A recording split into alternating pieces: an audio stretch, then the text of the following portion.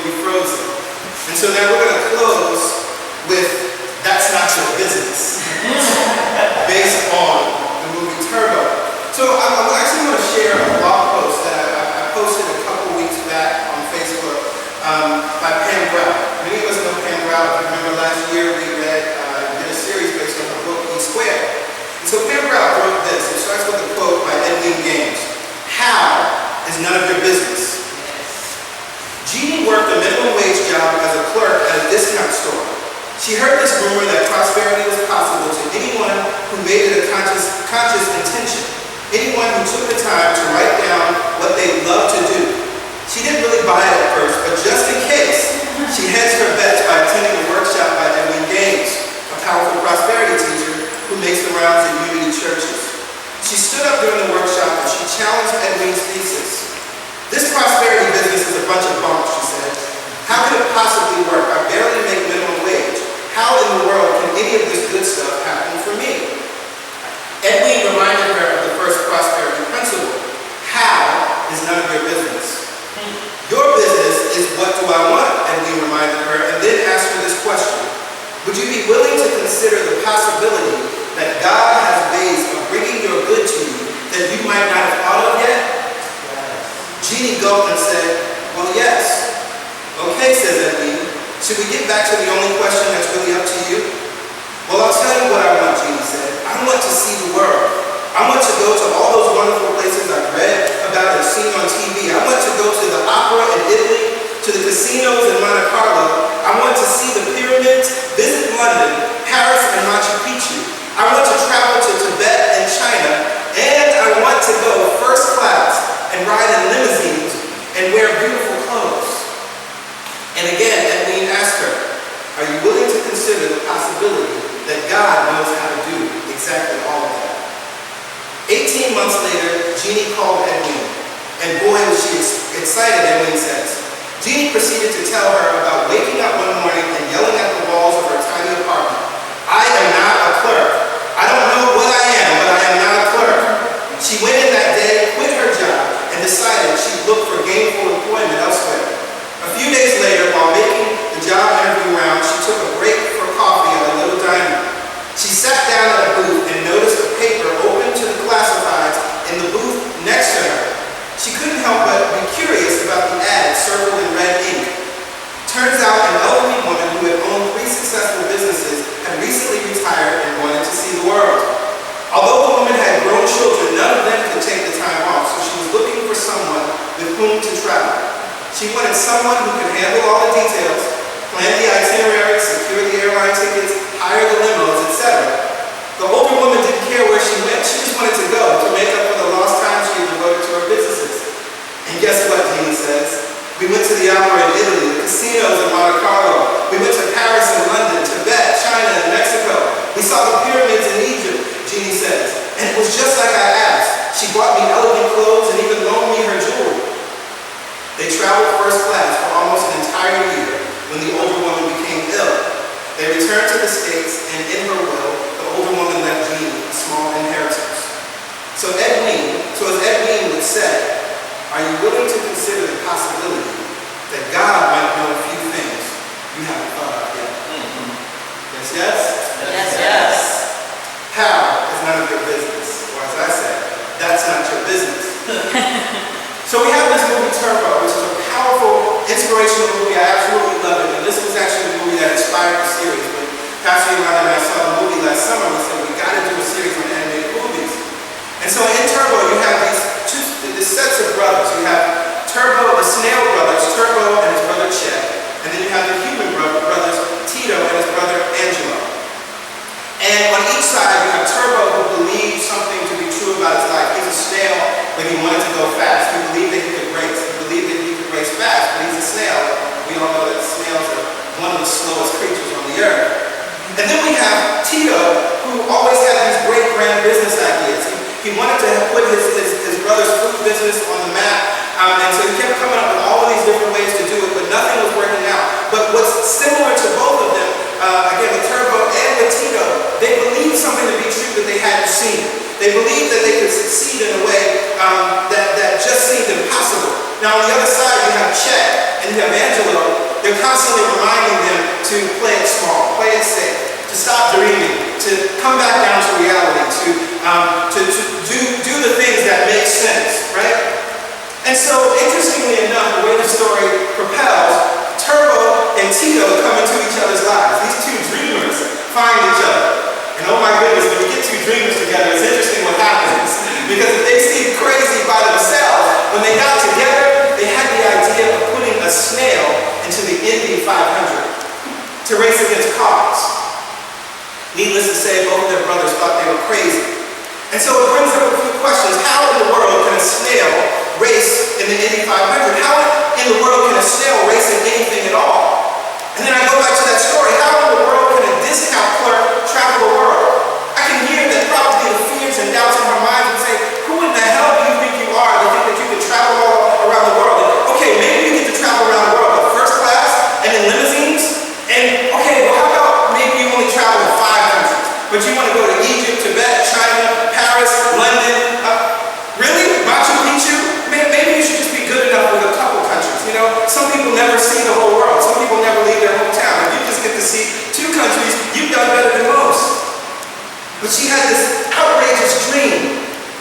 And so what's interesting to me about these questions, the questions are asking us, how can we do such a thing? Because it seems absurd. And what I want you to know today is that's not your business.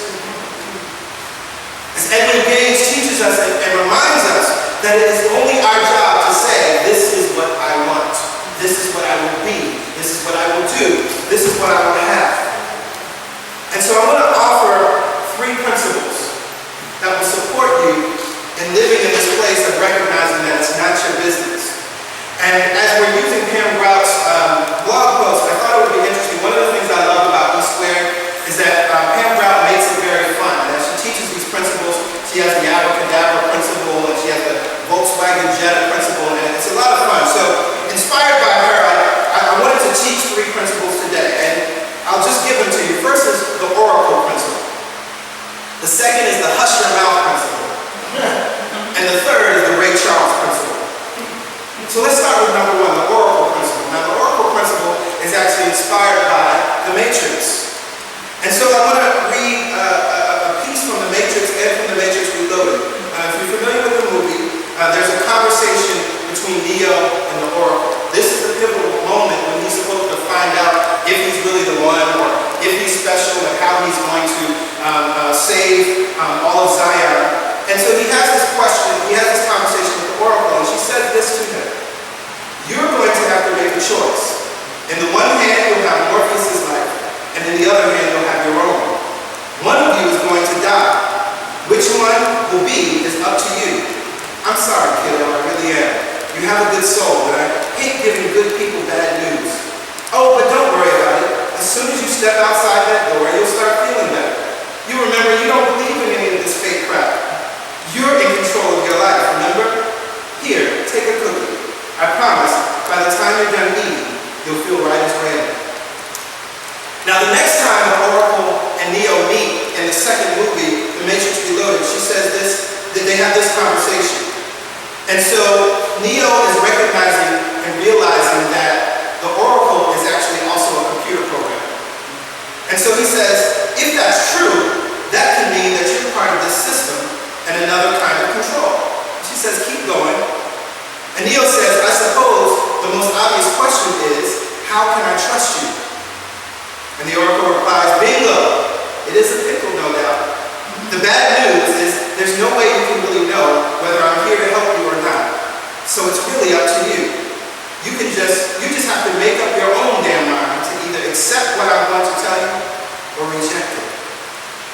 At each point, the Oracle is saying the same thing. You have to make a choice. On one hand, there's your life. On the other hand, there's Morpheus' life. Here, in the second part, he has to make a choice. On the one hand, he can choose to trust her, recognizing that she's a program, or he can choose not to trust her. But the point is, he makes the choice. What she says, beautifully, she says, you remember, you don't believe in any of this fake crap. You're in control of your life. So the Oracle principle teaches us this, that we must decide who and what we want to be. We have to decide what we want to have, and there's no judgment, there's no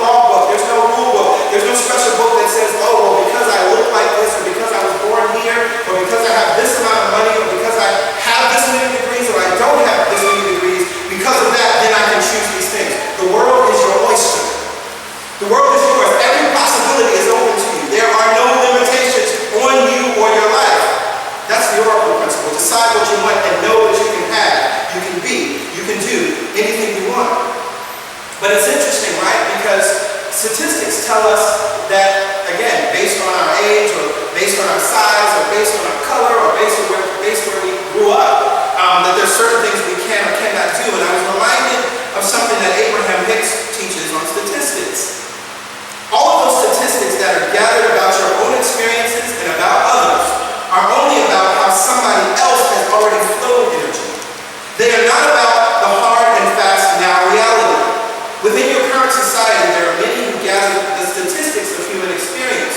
They spend lifetimes comparing experiences and categorizing them as appropriate or inappropriate, right or wrong. They weigh the pros and cons and the pluses and minuses of topic after topic, but they seldom realize that their vibrational offerings are not serving them. They have no sense of their own power because they are throwing their energy in opposing directions. Their lives have become about labeling the behavior or experiences of those with whom they share their planet than about their own creating. And so again, the Oracle principle teaches us that it doesn't matter if you've seen it before, you can still be it.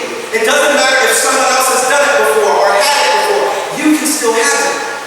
It has nothing to do with what you've seen or what's been experienced. Because again, what we tend to do, as Abraham has said here, is that all we have done when we're looking at statistics, when we're looking at what's happened, that's just how that person has chosen to vibrate their energy. That person has chosen to flow their energy, but that's just one expression. We live in an infinite expression.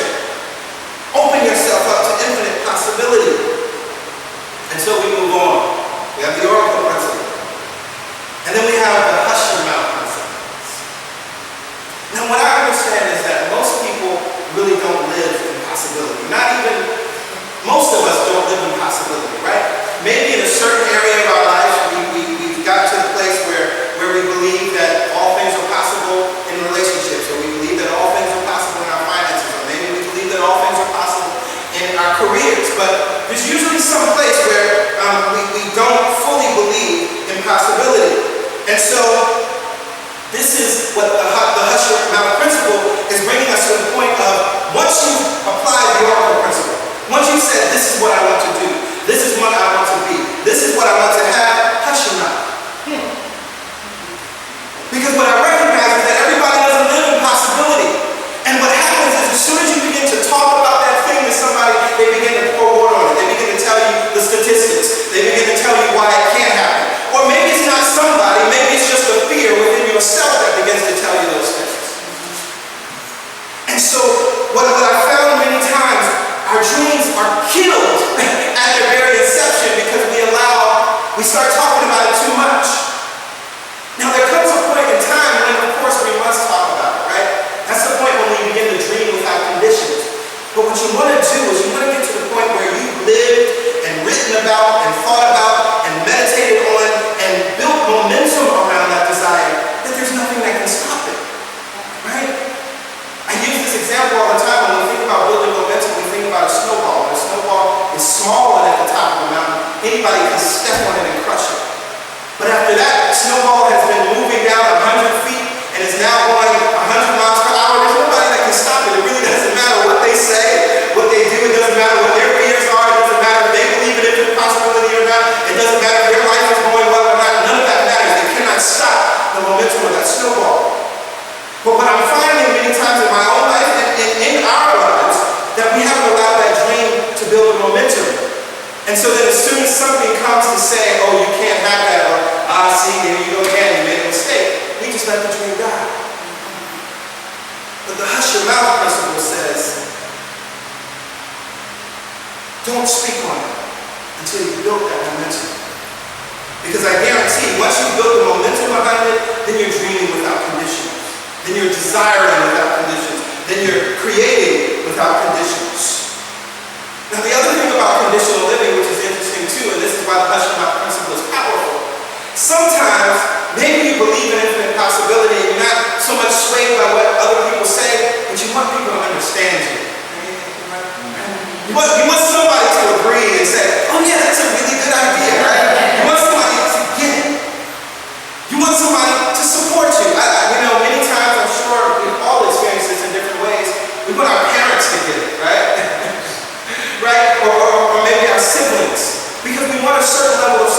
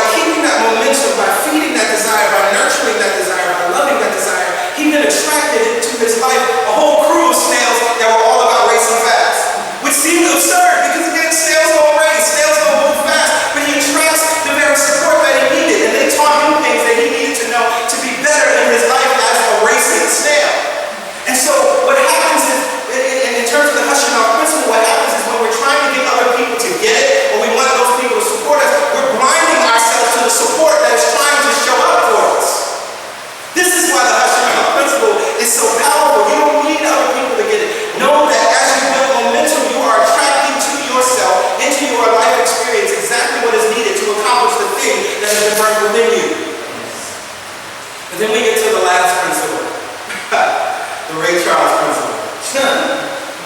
And this was inspired by a story that actually Al Sharpton used to tell many times when he was on the campaign trail when he was running for president. And he told this story at the Democratic convention in 2004. And he sets up the story. This was just after 9/11. And of course, there was a lot going on here in New York. We were all still very concerned at that time. We were still thinking that there were many people that were alive and people were going to come out, and there were missing signs everywhere. And he says that a young man who was displaced was staying with him and his family. And he was asked to go and do this radio show. And one of the things that happened on the days just following 9/11, all of the radio stations synced up together and decided to play America the Beautiful. And each radio station played different versions, but at the station that Al Sharpton was at, they were playing my favorite version, the Ray Charles version of America the Beautiful. And so he says, he sat there and he started to have certain thoughts. And so it goes like this. He says, as you know, we lost Ray a few weeks ago. But I sat there that morning and listened to Ray sing through those speakers. Oh, beautiful for spacious skies, for amber waves of rain, for purple mountains' majesty, across, above the fruited plain. And it occurred to me as I heard Ray singing, that Ray wasn't singing about what he knew, because Ray had been blind since he was a child. He had not seen many purple mountains. He hadn't seen many fruited plains. He was singing about what he believed to be. The Ray Charles principle. If we look at Turbo and Tito, they believed something that they had not seen. No one had seen a snail race in the Indy 500, let alone win the Indy 500. Both of their brothers, interestingly enough, were talking based on the level of what is seen.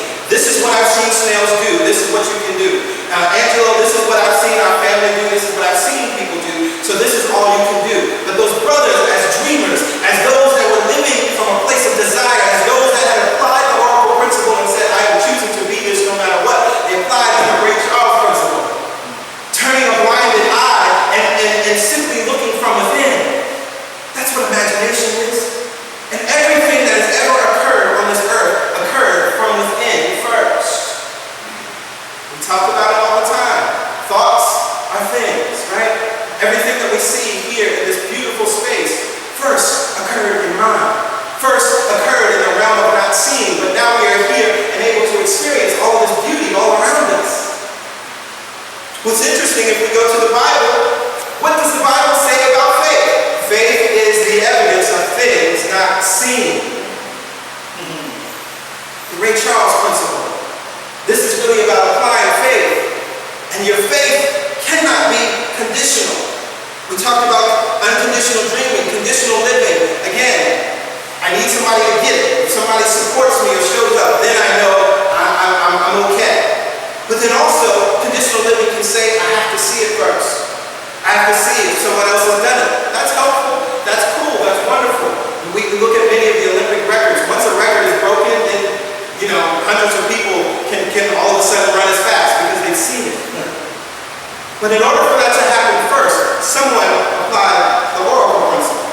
They said, this is who and what I want to be. This is what I want to experience. And then they applied the hush your mouth principle. They weren't worried about what other people were saying, or in the case of an athlete, maybe what newscasters are saying, or sports reporters are saying, and the pressure, they block all of that out. And look at the stories of great athletes. They've developed a way to block all of that out and not talk about it except when they have momentum, right? And I think about that because I think about Muhammad Ali. He was a perfect example of momentum. The reason why he could stand and say, I am the greatest, because he understood who he was, right?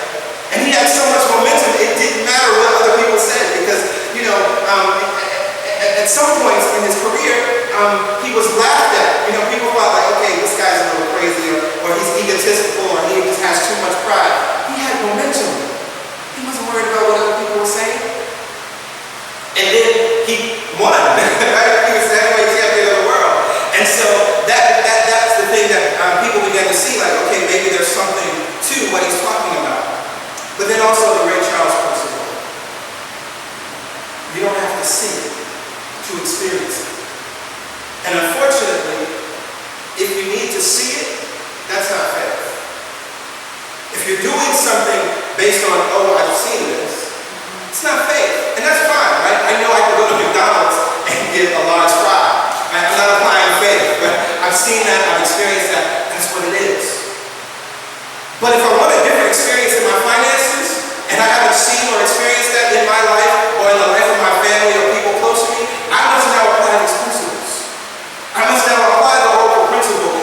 choose what I want to be, what I want to have, what I want to do, without hesitation, reservation, or limitation.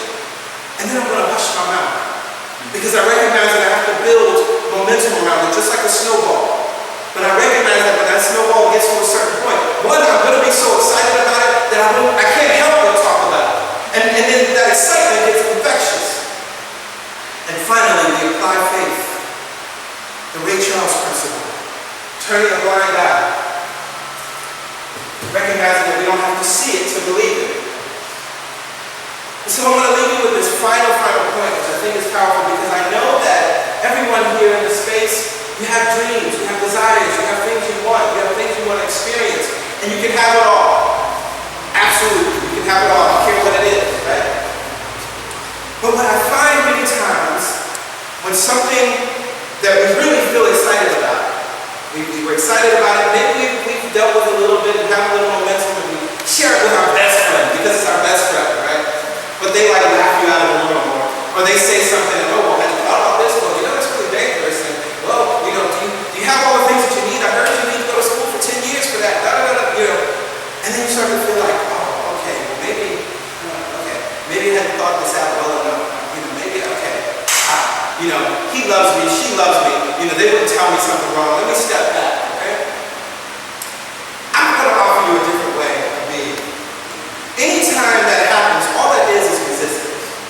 All that is showing you the resistance within yourself. And so what I offer to you, because again, many times we think, oh, let me lower my desire, let me lower my aspirations. Don't lower your desire, lower your resistance.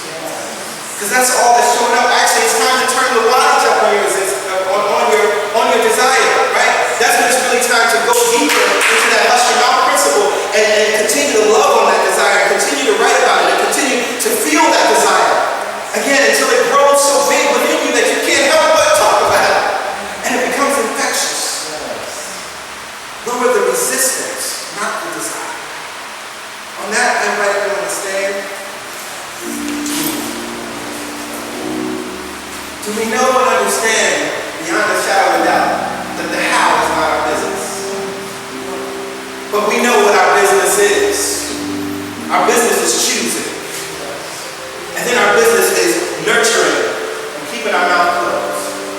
And our business is to apply faith, not to let conditions outside of us determine who and what we shall be or who and what we shall have, but to decide within ourselves that this is what I desire, I see it within me, therefore it's real, and I will be it, I will realize it. So Mother, Father God, we are grateful and thankful to be here in this space, to be here in this supportive space where our dreams are nurtured, to be here in this supportive space where our goals are applauded, to be here in this supportive space where anything that we say we want to do, to be, or have, we all say yes and amen to it, just as the universe says yes and amen to it. I recognize and remember in this moment that there are absolutely no obstacles to what we want to do, be, or have on this earth. I recognize in this moment that it's not even about talent or worth or deservedness, because the universe says yes to us at all times. It sees us as its children in whom it is well pleased, and it desires to give us all. We recognize in this moment that the how is not our business. Just as our sister Jeannie found that out, that the universe brought the perfect situation and scenario right into her lap without her even trying for it. We know that you, the universe, you're amazing. Your how is so sweet. Your how is so amazing. Your how is so brilliant. Your how is beyond even our imagination. And your how always shows up easily, effortlessly, efficiently, at the perfect time, and on time. So we rest in the universe's ability to bring it forth. We rest and rely. And we apply these principles today on whatever it is that we want. And we will nurture it. We will love it. We will build the momentum until it becomes inevitable. We will build the momentum to the point that when we wake up, we think we are already living that life. We will build the momentum to the place that we're talking about it all the time. That even people may get sick of us talking about it all the time, but we're not swayed by that anymore. Because it's so real, it's so full, it's so rich. We feel it down to the marrow.